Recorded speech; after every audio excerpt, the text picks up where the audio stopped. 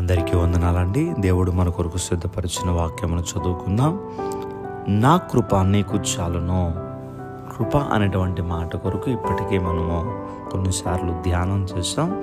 మరొకసారి ఈ మాటను బట్టి మనము ధ్యానం చేద్దాం. రోమీయులకు రాసిన పత్రిక 12వ అధ్యాయం 6వ వచనంలో మనకు అనుగ్రహింపబడిన కృప చొప్పున అంటూ ఉన్నాడు. అంటే దేవుడు మనకి కృపను అనుగ్రహించారండి. ఎందుకంటే మనలో అనేక లోపాలు, అవిధేయతను కలిగినటువంటి వ్యక్తులము. అలాంటి మనము దేవుని మన్ననలు పొందామంటే కేవలము అది దేవుని కృప. కొరింథీయులకు రాసినటువంటి మొదటి పత్రిక 1వ అధ్యాయం 4వ వచనంలో క్రీస్తు యేసునందు మీకు అనుగ్రహింపబడిన దేవుని కృపను చూచి అనే మాట మనకు కనిపిస్తూ ఉంటుంది. అంటే యేసుక్రీస్తు ప్రభువారినందు మనకి దేవుని కృప అనుగ్రహించబడింది. మీకు అనుగ్రహింపబడిన దేవుని కృప అని వ్రాయబడి ఉన్నది. అంటే దేవుని కృప యేసుక్రీస్తు ప్రభువారి ద్వారా మనకు అనుగ్రహింపబడినది. మరొక చోట అపోస్తలుడైన పౌలు భక్తుడు అంటారు, దేవుడు నాకు అనుగ్రహించిన కృప చొప్పున అంటూ ఉన్నాడు. అంటే మనకేం అనుగ్రహించబడిందంటే దేవుని కృప అనుగ్రహించబడింది. ఈరోజు మనం ఇలా ఉన్నాము, ఈ స్థితిలో ఉన్నాము, ప్రభువుని వెంబడిస్తున్నాము అని అంటే దేవుడు ఆయన కృపను మనకు అనుగ్రహించాడు కనుకనే మనం ఇలా ఉండగలుగుతున్నాం.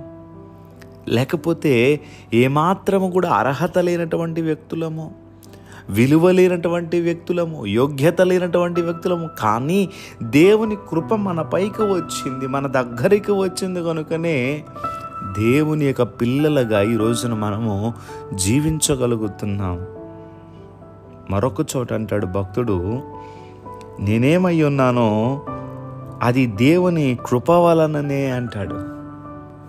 నేనేమై ఉన్నానో అది దేవుని కృపే అంటున్నాడు.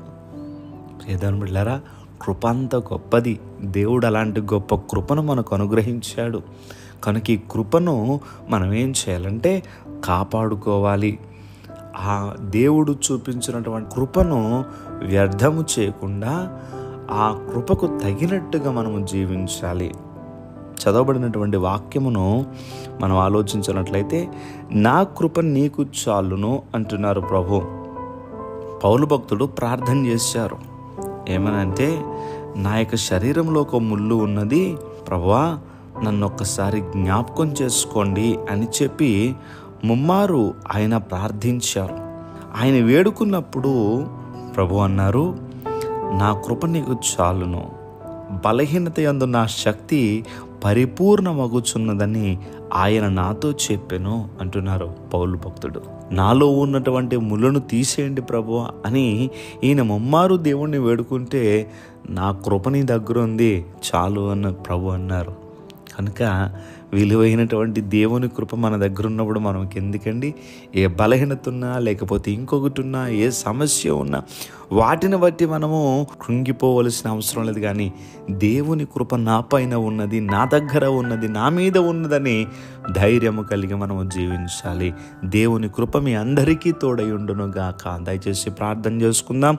సర్వాధికారైన దేవా, మీకు వందనములు. ఈరోజు నీ బిడ్డలు వారు పనులు ప్రారంభిస్తూ ఉంటుండగా నీ బిడ్డల పనులకు తోడుగా ఉండండి, వారి ప్రయాణాలకు తోడుగా ఉండండి, వారి అవసరాలన్నిటిని కూడా తీర్చండి. విదేశాల్లో ఉన్నటువంటి బిడ్డలు మీరు జ్ఞాపకం చేసుకుని మంచి ఆరోగ్యాలు దయచేసి ఈ రోజంతా నీ బిడ్డలు సంతోషంగా ఉండేలాగున నీ బిడ్డలు చేయి పట్టుకుని మీరు నడిపించమని యేసుక్రీస్తు వారి యొక్క నామం పేరట అడిగి వేడుకుంటూ ఉన్నాం మా పరమ తండ్రి. Amen, amen, amen.